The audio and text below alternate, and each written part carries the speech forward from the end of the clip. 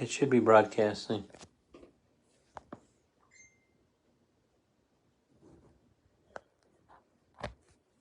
You're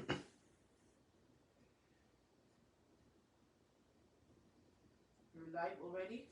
It should say Mischa Safdie Ministries. Yeah. Does it? Yeah. Don't stop. Okay. So for those on standby, we should be ready to go in about 10 minutes.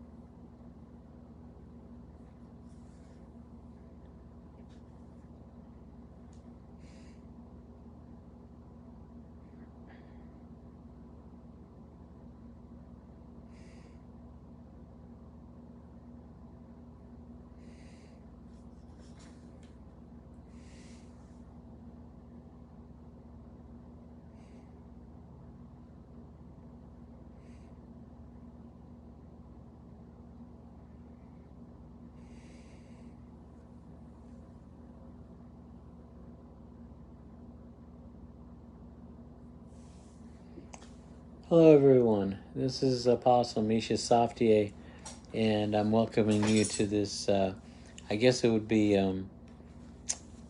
Monday? What is today? Monday night edition of our Tuesday edition of Studying the Word, and so we'll have a good one this evening.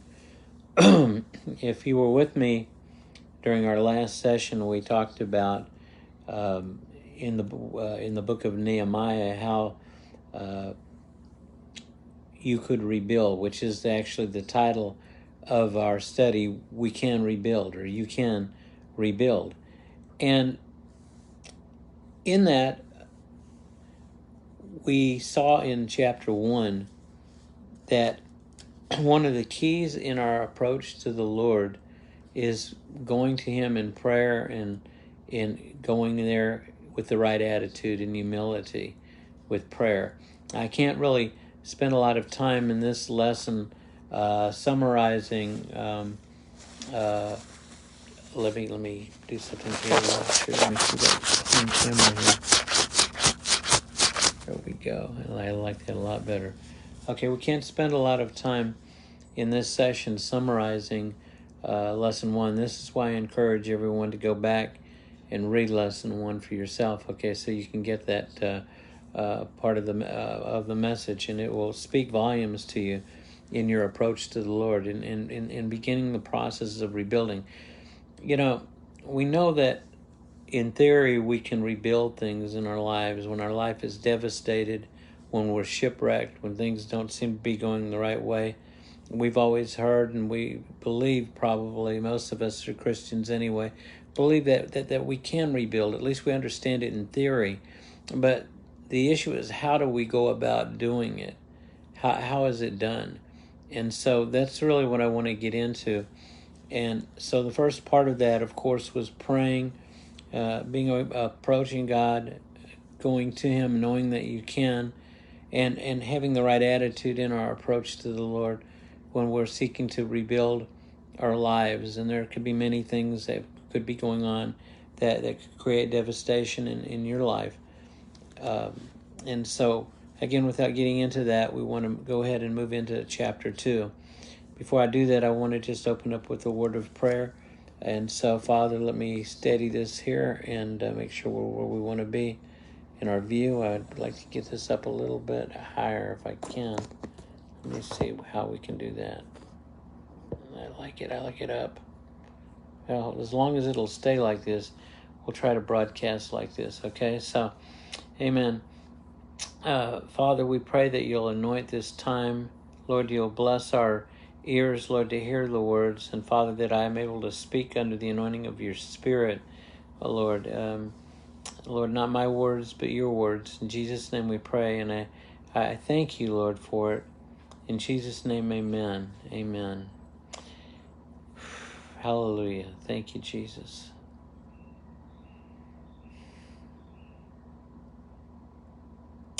Amen. As I begin to get into the word, the message tonight, I'll be reading.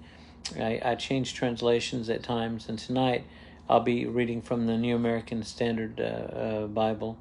Again, I like to try to make sure that those that are listening, I can give them the clearest understanding of the translation as we do the studies and the readings. As I read chapter 2, I felt this would probably be the best way to go for this evening, okay?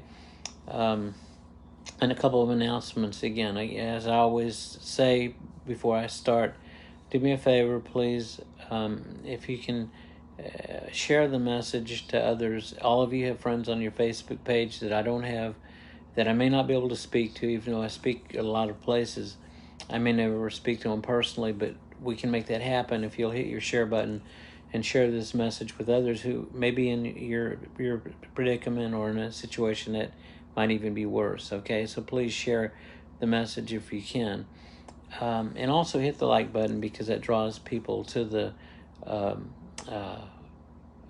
to the broadcast, all right? Amen. So we're going to go right into it, okay? And we're going to read beginning in chapter 2. Now, when we finished in chapter 1, we understood that Nehemiah, with a little bit of not humility, but a little bit of humor in the whole thing, was the cupbearer of King Ahasuerus. Okay, and he had taken Nehemiah as well as Daniel, Meshach, Shadrach, and Abednego, and others into captivity into Babylon for 70 years, and it was because of the rebellion of Jerusalem. And I brought out the point in our first lesson that many times when we haven't walked the way that we should, we've fallen. Things have happened in our lives. Maybe we meant well, but we didn't do well. In the case of the Jews, they had really forsaken and abandoned God, and did what a lot of people do. They just lost sight of Him, and the Lord dealt with them and allowed them to be taken into captivity. But the Lord is always seeking to restore your life, and that's something that you should know about God. He doesn't want you to be lost. He doesn't want to see you in a state of devastation, but He wants to bring restoration to you. He's always looking for a window and for an open door, but He needs to get our attention, and sometimes it takes those type of things just to get us to talk to Him. So Nehemiah had become the king's cupbearer, which meant that he tasted the wines and tasted any drink before it was given to the king, so that he could make sure that the king wasn't poisoned. Or that was his job. But in having that job, he got to know the king pretty well, and the king liked him. And we'll see that as we get into this, that King Ahasuerus had a legitimate concern for and a like for Nehemiah. In chapter 2, it says, "And it came about," reading from verse 1, "in the month Nisan, in the 20th year of King Ahasuerus, that wine was before him, and I took up the wine and gave it to the king. Now, I had not been sad in his presence." He had not been sad in his presence before. "So the king said to me, 'Why is your face sad, though you're not sick? This is nothing but sadness of heart.' Then I was very much afraid, and I said, 'King, I said to the king, let the king live forever. Why should my face not be sad when the city, the place of my father's tombs, lies desolate, and its gates have been consumed by fire?' Then the king said to me, 'What would you request?' So I prayed to the God of heaven. I said to the king, 'If it please the king, and if your servant has found favor before you, send me to Judah, to the city of my father's tombs, that I might rebuild it.'" Wow, what a request. And then the king said to me in verse 6, the queen sitting beside him, "How long will your journey be, and when will you return?" So it pleased the king to send me, and I gave him a definite time that he would return. And I said to the king, and this is important that I keep reading, so let me keep reading before I make any comments, okay?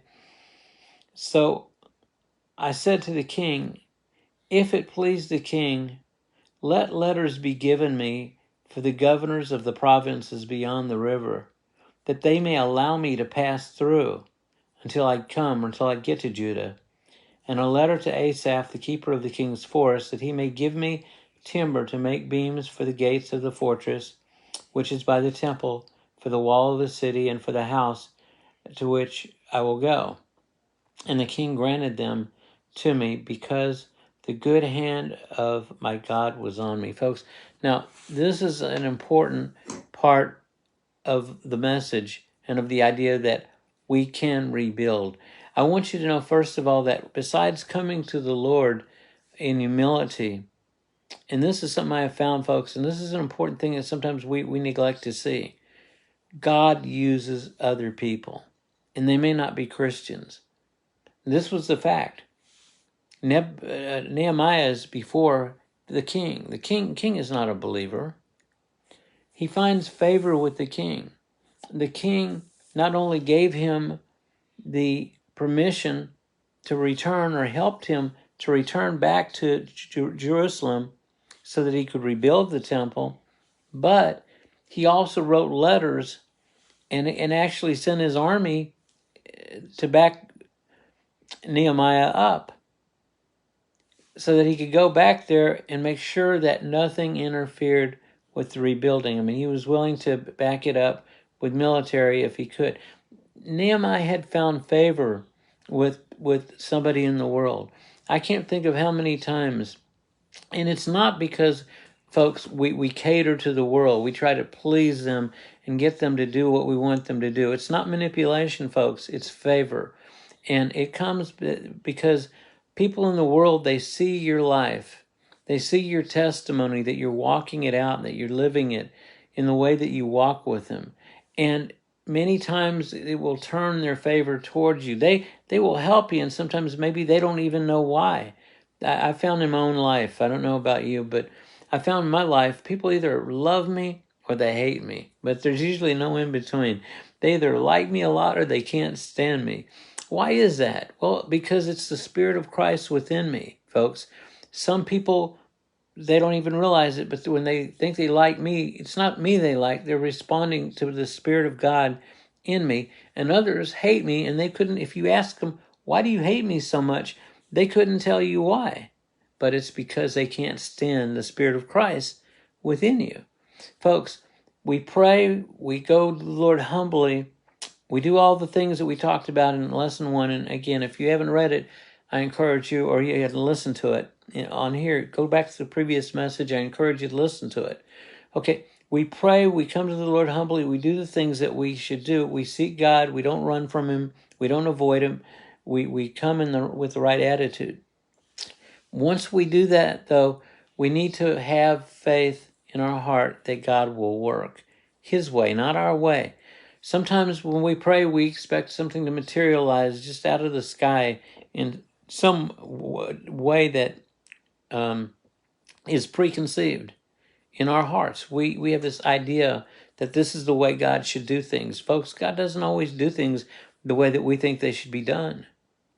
But I find it interesting, and I think an important point that we as Christians, folks, ought to expect, listen to me, ought to expect God to give us favor with others. When God shows favor to us through other people, it shouldn't surprise us, because we carry the presence of the King of Kings and the Lord of Lords within our very bodies. Our bodies are the temples of a temple of the Holy Spirit.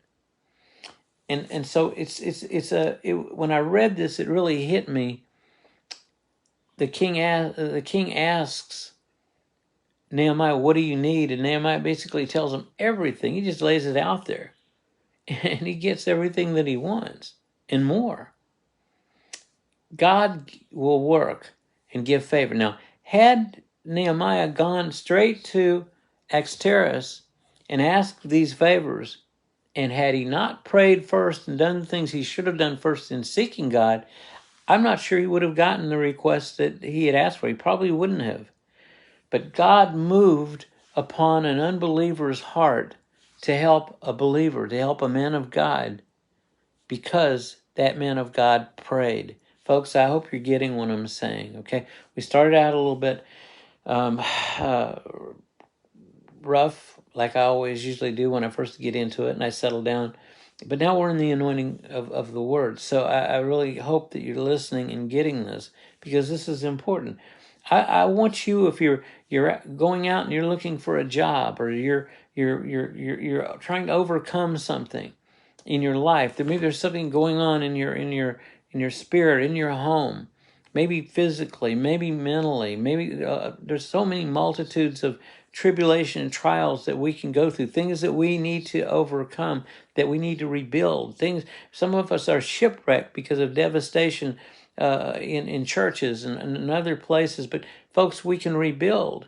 But we have to have a mindset that God is willing to do the job, and we have to have a willingness in our hearts to go to Him and pray from Him, not get mad. And like I said, I think in my last message, we come to the altar and ask Christ into our hearts as Lord and Savior, and in that sense we hire God. And then the first time we get mad and things don't go our way, we get mad and we fire God.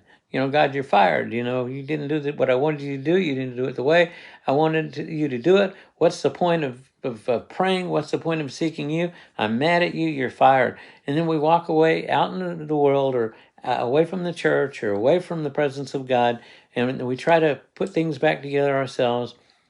We only make a worse situation even worse, or we make it bad. I've done it before myself. Okay, but God gave Nehemiah a favor. I keep wanting to say Nebuchadnezzar for some reason, but it's another story for another time. But God gives him favor. Okay, so the king grants him everything, and I like the sentence. It's at the end of verse. Gosh, is that? Yeah, it's at the end of verse 8. And the king granted them to me because the good hand of my God was on me. Why did the king grant all these favors to Nehemiah? Because the good hand of God was on him. Folks, is the good hand of God on you today?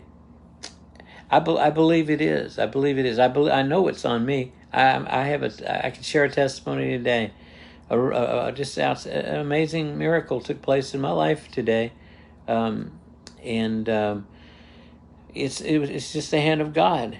And I'll tell you, God is so good. He's looking. God is, when the Bible says it's more blessed to give than to receive, where do you think that came from? It comes from God because it's his nature to give. He loves to give. God loves to give good things to his children. It blesses him. He's not trying to withhold something from you unless it's to get you to a point where you're willing to seek him. Sometimes God will be very quiet until we open up our mouths and start asking for help, because he wants to communicate with us. And you've heard me say a communication, it takes two. You don't have very good relationships when only one person is doing the communicating. So those are the only times I've ever seen it. But the Lord will give, and he is willing to give, and he wants to give, and he wants to help you in accomplishing his will in your life. Okay, so let's continue with verse 9. So Nehemiah continues, and he says, Then I came to the governors of the provinces beyond the river, and I gave them the king's letters. Now the king had sent with me officers of the army and horsemen. And folks, and there's always going to be one of these two guys or people like this. Okay? And then when Sanballat and the Horonite and Tobiah the Ammonite official heard about it, it was very displeasing to them that someone had come to seek the welfare of the sons of Israel. So, see, just as God gave Nehemiah favor through other people that weren't even believers, folks, whether these other people are believers or not, there will always be a Tobiah and a Sanballat, or a Tobiah or a Sanballat, somebody that is always going to try to rain on your parade or try to smash you down or push you down, and nothing is ever good enough for them. They may not come out against you physically, or maybe they will. They may not come out against you verbally, maybe they will. But in their heart of hearts, they don't want to see you succeed. They want to see you fail. They don't like you. And this was what Nehemiah came up against. There will be a Tobiah, there will be a Sanballat, and there will be a Tobiah in your life many times. And that was the case here. So we understand that these two individuals exist, and as we get into this more, it will come into play more what they did. Okay, now, verse 11, Nehemiah continues, So I came to Jerusalem, and I was there 3 days, and I arose in the night, I and a few men with me, and I did not tell anyone what my God was putting in my mind to do for Jerusalem. And there was no animal with me except the animal on which I was riding. So I went out at night by the valley gate in the direction of the Dragon's Well, and on the refuse gate, inspecting the walls of Jerusalem, which were broken down, and its gates which were consumed by fire. Well, I want to stop for a moment right here. I think it's interesting. I want to be careful how I say this because I want to make sure that you understand the principle here. Sometimes we hear a word from God or we hear from God, and we are so quick to go out and talk about it, and we talk it away and talk it off our own spirits to the point that we don't fully receive it ourselves. I think there's wisdom sometimes when God speaks to you in making sure that you keep that word, that you're quiet and you allow that word to digest within you before you just go out and throw it and blab, blab, blab, blab, blab, blab, blab it out to everyone else. Or you want to apply it to everyone else but yourself. I think it's interesting, and it shows again the character of Nehemiah, because he went out quietly. And one of the things that he also wanted to do was he had permission to go back and to rebuild the city, and he did that out of a burden. But he had not been in Judah. He had not been there, so he did not really know what he was going to be faced with and how difficult it was from any personal experience he had. He only knew it based on what he was told by others that came in from Judah to visit and told him, man, things are really bad out here. Well, he got that part of it, and he was grieved, and he goes to the king, and from there he requests that to go back and rebuild. But he had not seen the devastation firsthand himself. Now he was confronted with it. Now this is important, folks, because see, sometimes, how do I say, sometimes we imagine, or we imagine devastation, we hear about devastation, we experience it, but or I should say we experience the fear of it. Let me put it that way. In our mind, we think, oh my gosh, I wonder what this is going to be like. And we begin to build up a fear or an apprehension of what's coming. But we don't know how bad it really is until we actually get there ourselves. Okay, this is what happened to Nehemiah. He didn't know. He had heard. I'm sure there was anticipation that maybe we can rebuild this, or he wouldn't have asked. But then also there was this I wonder how bad the damage really is thing going on in his mind. And then he gets there, and he doesn't tell anybody he's going out. He just goes out there and he looks for himself, and he sees what he has to do. But in the end of it all, folks, okay, he realized that God had sent him there, that God was the one that was empowering him, and that God had given him favor, and that, yes, he could rebuild. And this is where we really have to watch our approach to the Lord. We need to come with the faith. The Bible says that the one that comes to God must believe that He is, and that He is a rewarder of them that seek Him. They must believe that He is, that He means that He exists, but that He's also a rewarder of them that seek Him. Now, most of us will acknowledge, especially if we're professed Christians, we'll all acknowledge that God is, He exists. But not many people, or I should say, few people really, believe in their heart of hearts that God will help them. They believe He'll help others sometimes, but they don't believe He'll help them. Why? Because we're more critical of ourselves than others, because we know ourselves. And so we see ourselves and we see our faults, and we think we know God sees them, and so we think, well, why should He help me? He'll help others, but I don't know if He'd really help me. But we need to believe. We need to believe God is willing and able to help us. Okay, so that's a very important point if you're taking notes. You need to believe that God will help you. Amen? So he goes out and he inspects the wall, and he sees everything, sees how the gates were broken down, consumed with fire. And then we read in verse 14. Then I passed on to the fountain gate and the king's pool, but there was no place for the mount to pass.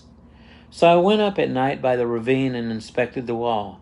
And then I entered the valley gate again and returned.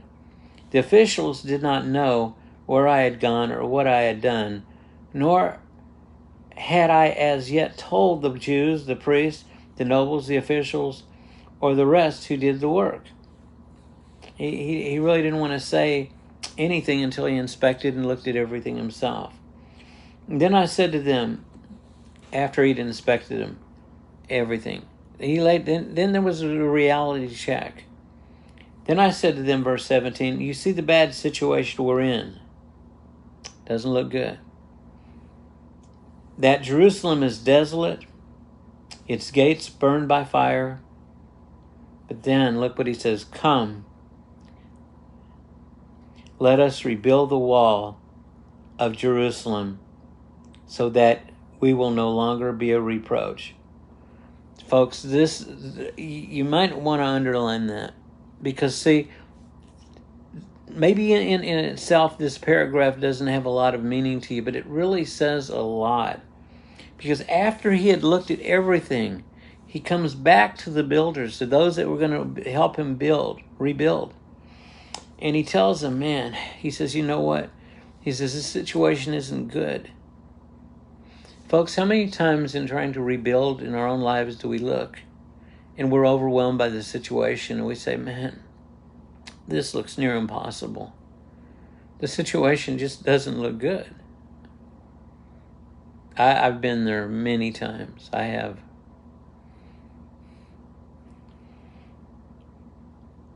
I just want to reread it, verse 17. Then he said to them, you see the bad situation we're in, that Jerusalem is desolate. Its gates are burned by fire. Come, let us rebuild the wall of Jerusalem. Despite what he saw what he refused to just see what his eyes see. He saw what God saw. He saw the city rebuilt. What are you seeing tonight as you try to rebuild your life? Are you seeing what your eyes see? Or can you look beyond your own vision and see things the way God sees them? Smith Wigglesworth once said, I want to think the way God thinks. I want to hear the way God hears, and I want to see the way God sees. Folks, that's the whole thing. We need to see things the way God sees them, not the very real way they appear. Think about how real this was to Nehemiah. Don't tell me that when he went into Jerusalem and he saw the gates and the walls burned down and the whole city burned down, that he wasn't looking at something very real. When he looked at it, he saw reality. This city has been demolished. It has been burnt to the ground. And I just asked the king for permission to rebuild it. But look at it. We asked the Lord, Lord, just rebuild my life, Lord. I know we can rebuild this. Then sometimes we start thinking about it, or something smacks us into reality, and we think, oh, what was I thinking? Look at the devastation. I'll never be able to rebuild this. I'll never be able to do it. It's impossible. It's impossible. And we get depressed and we break down and we cry and we go into a state of depression because reality hits us that says that you can't do it. But what about God's reality that says you can? And see, this is what I like about Nehemiah. He saw beyond his own eyes and he saw things as God saw them. And he says, but we can rebuild it. Come, let us rebuild the wall of Jerusalem so that we will no longer be a reproach. Then let's continue in verse 18. So I told them how the hand of my God had been favorable to me, and also about the king's words which he had spoken to me. Here's another point, folks. When God is good, when you're about to set forth to do something, you're ready to rebuild, remember the goodness of God. This came in one of my other messages. Bring back into mind the good things that God has done, the faithfulness that he has done, what he's brought you through in the past. I like this about Nehemiah because what he did was he told them, look, this does look terrible. I know you see the same thing I see. It doesn't look like we can rebuild. But then he turns around and he tells them, the Bible says, how the hand of his God had been favorable to him. He testified. He testified to them. And that testimony encouraged them to rebuild, because you're going to see, I'm probably going to skip through some of it, but you're going to see how every one of these people that he brought with him were assigned to different tasks, and they rebuilt it, and they rebuilt it on a word. They rebuilt it on the faith of really one man. Can you rebuild today The answer is yes, you can. You can do it. God is with you. God will help you. It's not always going to be easy. Oh Lord, I don't want to stop this message, so I could just stop and share some things, but maybe I'll save them for the end of this or another time. But I need you to get this, because I know there are people listening. I have people listening from all around the world. Some listener live right now. Others will be waking up in a few hours and hearing this in Asia and in Pakistan and other places. I have people that follow me on YouTube, and once this message gets there and I get it there, and pretty soon I'll be broadcasting, by the way, here and YouTube at the same time. I have people following there. And folks, they need to hear this word, and you need to hear this word. You need to hear this. I told them how the hand of my God had been favorable to me. And folks, that encouraged every one of those men that traveled with Nehemiah to rebuild the wall despite everything that tried to stop them from doing it. Are there things in your life right now that are stopping you? Are there hindrances? Are there Sanballats and Tobiahs? And are there things that are in the way? Are your own thoughts in the way? Is your own lack of faith at times in the way? Are there things that seem to just be holding back the blessings? Are there people that are against you? Folks, I want you to know that there are more that are for you than that are against you. Remember the story about Elijah and Elisha? And he sees the wicked armies that are coming against him, and Elijah prays, and he says, Lord, I pray that you open up the eyes of Elisha. And Elisha looks, and he sees chariots of fire and horses, spiritual ones, parked and camped all around him. And he sees, as the Bible says, that those that are with us are greater than those that are against us. Folks, see, this is what we have to have. We have got to have the spiritual eyesight, the spiritual perception, see beyond the realm of the flesh, beyond the realm of the natural, into the realm of the spirit, that those that are with us, that through the hand of God, are greater than those that are against us. What you might be seeing right now with your own natural eyes, right here, it may seem insurmountable. I cannot rebuild. I can't do it. But folks, those that are with you are greater than those that are against you. You can rebuild. You can. And you have to see that.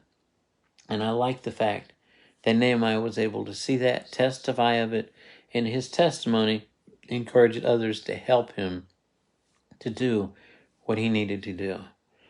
Okay, so we don't want to go too far ahead of ourselves. So let's just read verse 18 and then we'll continue on. And we're almost finished with the chapter, okay? I told them how the hand of my God had been favorable to me, and also about the king's words which he had spoken to me. And then they said, let us arise and build. Man, they were encouraged. They were ready. After he gave his testimony, they said, let's do it. Let's do it. Let's do it. That testimony that he had caused them to believe God. And they were able to do it together and help him to do it. Okay? And they said, let's arise and let's build. So they put their hands to the good work. But here we go with the Sanballat and Tobiah. But when Sanballat the Horonite and Tobiah the Amorite official and Geshem, there was another one, the Arab, heard it, they mocked us and they despised us and said, what is this thing you're doing? Are you rebelling against the king? Oh, they wanted to turn tables against him. They wanted to tell him, like many times the devil tries to tell us, you're not really doing the will of God. And sometimes our friends, well-meaning friends, and not so well-meaning friends, when we propose to do something of the Lord, will do everything they can to discourage you and tell you, oh, what are you doing? What do you think you're doing? You're going against God. God's not going to bless you. And that's what they were saying here. The very king that gave him the permission to go and rebuild the wall, Sanballat and Tobiah were accusing Nehemiah and saying, you're in rebellion. You're in rebellion. The king he's going to have your head for this. You see? Sometimes isn't it amazing how Satan tries to turn things? But that's how the devil works. What is this thing you're doing? Are you rebelling against the king? So Nehemiah says, I answered them and said to them, the God of heaven will give us success. Therefore, we his servants will arise and build, but you have no portion or right or memorial in Jerusalem. In other words, we're going to do this, but you ain't got no part of it. You're not going to have any part of it, but we're going to do it. Folks, I know I use the word we, and right now you that you're listening to me are an I. You're not we, you're I. And you're wondering, okay, I know what we can do, but what can I do? But folks, this applies to you as an individual person. That those that are with you are greater than those that are against you. And when you rebuild, and I'm not talking about we anymore, I'm talking about I, about you. When you rebuild, you're not doing it yourself. Whatever made you think that it was all dependent upon you to go out and to get that job, or to go out and build that house, or to rebuild that relationship, or to get finances, or to meet your needs, and to do all the things, to recover from illness. Whatever made you think that it was only dependent upon you, folks, God will move mountains. He'll move the hearts of other people to help you. And even though some people may oppose you, those that are with us are greater than those that are against us, and God will help you do it. You're not alone. I guess that's what I'm trying to say. What better way to say it? You're not alone. You're not alone. You're not alone. You're not alone. You're not alone. I hope you hear what I'm saying to you, okay? And just like I finished in verse 2, and I said I wish we could go on, keep going, chapter 3, I'm sorry, instead of chapter 2. We finished chapter 1, and I wanted to go right into 2, but the Lord said stop. I've been going 44 minutes and 19 seconds now, and so I never go beyond 45 if I can help it. So we're going to stop here, and we're going to go on into chapter 3. Probably a lot of chapter 3 we're just going to spot hit a few things, and maybe just move right into chapter 4 in our next lesson. Now, I'm going to try to do that tomorrow night. I can't say it for sure yet. Our program is Study in the Word. It's Tuesday night, Study in the Word, and I do it at 8 p.m.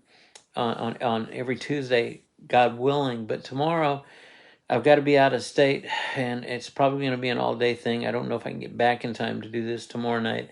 So it's very possible I may have to skip tomorrow and come back on Wednesday to do this, or on Thursday, because I know some are in church on Wednesday. So if I do it, I'll make sure I do it probably when I'm not in conflict with your church services, because I know many out here go to various churches and stuff. So I want to make sure that we're not in conflict here in doing this. So I'll probably end up coming back Wednesday night at 8 to continue this, unless I can get back. Unless I can get back. No, I'm sorry. I misspoke.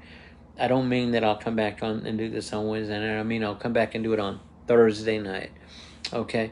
Unless I can get back tomorrow early enough to go ahead and go tomorrow at 8 p.m. And I will let everybody know. It'll be on my Facebook. So just watch my Facebook. I'll make an announcement whether I'm going to be on tomorrow night at 8 p.m. If I'm not, I'll either not say anything, or I'll make the clear announcement that I won't be on, but that I'll be on Thursday. Okay? If I will be on, you will see it, because I will put the announcement in tonight, live, 8 p.m., studying the Word. You can rebuild, and you'll see it. So be sure and look for it, okay? And again, I want to thank everybody. So many people have been kind with their comments. Many people have been watching the broadcasts. Many I haven't even met. I don't know them. I only see their little numbers beside it, and I see people I know from all over the place. Folks, I'd like to get those of you that I don't know that are watching, I'd like to get to know you, So what can I say? Put in a friend request and message me, or something, that you watch the program, and I'll approve a friend request. These are public. I open this program up to everybody to watch, so I know if there's people that I don't know that watch, but I'd like to get to know you. And be sure, if the message has blessed you, hit your share button and pass it on. Okay, so let's end this with a word of prayer. Father, I thank you so much for, Lord, the opportunity of just bringing this word. And Lord, there's so many other things too. I want to thank you for the miracles, Lord, that you're doing, Lord. I was so sick, God, the last the last 10 days, I tried to, I ministered anyway, sick as I was. And I don't even know how I did it. But Lord, you brought me through it. And here I am today, Lord, and I'm feeling better. And you're doing a work, and I'm still battling through it a little bit, but Lord, you're helping me. And I thank you for that. And I thank those that have prayed for me. I thank you so much, all of you that have prayed for me. Please keep praying for me. And now finally, Lord, taking the focus off myself, I pray, Lord, that you rebuild the lives, Lord, of every person that's watching this. Lord, I believe, because I know when I pray for others what happens. I've seen you move in their lives. I've seen miracles after almost 40 years of ministry. I've seen it again and again. And Lord, you don't fail people. And Lord, I'm praying right now, Lord, that you renew hope. There's a scripture, Lord, I think it's in Ezekiel, that says hope deferred makes the heart sick. And when we hope and we hope and we hope for something and it doesn't happen, we just kind of die. But you are the one that restores our hope. You said even a flickering wick you'll not quench. And so, Lord, I pray, Lord, that you'll restore hope in the hearts of those that are just hanging on, just by a thread. And Lord, that'll turn into a consuming fire of victory, Lord, for them. Lord, that you'll answer prayers, Lord. Needs will be met. Finances will be broken open. Bodies will be healed. Jobs and employment will be found. Lord, you take care of your people. And I thank you, Lord, for the answers. I know I'm going to see these, and I know I'm going to hear the testimony. And I thank you for it. In Jesus' name we pray. Amen, amen, and amen. Thank you so much, folks. I'm just sitting here in front of a little telephone. And I made a studio bringing this message, but I feel like I'm talking to a lot of people, and sometimes I get into this, and it almost gets emotional. I honestly don't know what I would do without the Word of God. I love it. The most valuable thing that I have in my life is this. I remember one time, and I'll just share this, and I'm going to close. I don't want to get into all the details of how this happened, because I don't want to hurt anybody. But at no fault of my own. Okay, let me just say it that way. When, as a completely innocent person, trying to and doing the right thing and serving God at the time too, I almost lost everything. And I mean, I was at the point of realizing that I could be homeless. And you're talking about a guy that was making a lot of money too, but I became very ill. And I thought about it. I thought about all that, I'd accumulated through years and years of wealth, and I had made a very, very good life for myself. I had a very expensive home, drove very expensive cars, lived in an expensive neighborhood, had everything that people would probably want to have. It wasn't anything I couldn't afford. But how many of you know that when you're sick and you can't get out of bed and you can't do anything, you can't make money, you find out two things pretty quickly. Number one, you can't get what you had before. And number two, you find out who your friends are. And when I got really, really sick, it seemed like everybody kind of faded off into the quiet of the night. And I was there to deal with a lot of this stuff by myself, it seemed like. And I remember there came this one point where I thought to myself, I very well could be homeless in a week without anything. And I found that so hard to imagine. And I thought about it, and I thought, but I looked around me and I saw all the things that I had, and I thought, well, but I've gained this. Even if I lose it, I can always regain it again. I can always get it back, folks. See, even then I understood, and it became reality to me. Mischa, you very well may lose everything here. You may very well have to rebuild. But I believed that I could rebuild. And I didn't end up homeless. I did lose a lot. But you know what? I rebuilt. God rebuilt it all. I rebuilt it through the power through his power, the power of the Holy Spirit. And he gave me back more. And I'm not talking about just in materialistic things. I'm not talking about in just money or things like that. I'm talking about a better quality of life. He gave me more than I had before. But I remember this. I thought, Lord, if I lose everything, I have one thing that nobody can take from me. I've got my Bible. And as long as I have this, as long as I have the Word of God, I have hope. I have hope. And I feel that way tonight as I minister to you. And I feel that way to those that I know right now. I know there are people that are hurting. I feel it in my spirit that are watching me tonight. You're going through some things. You've been shipwrecked. You know that God can restore. You've seen him do it to others, but you just don't know whether he'll do it for you. And he will. He will do it for you. And in the best days, I just feel in my heart the Lord speaking to me. The best days for those of you that are feeling this way are not behind you, but they're still ahead of you.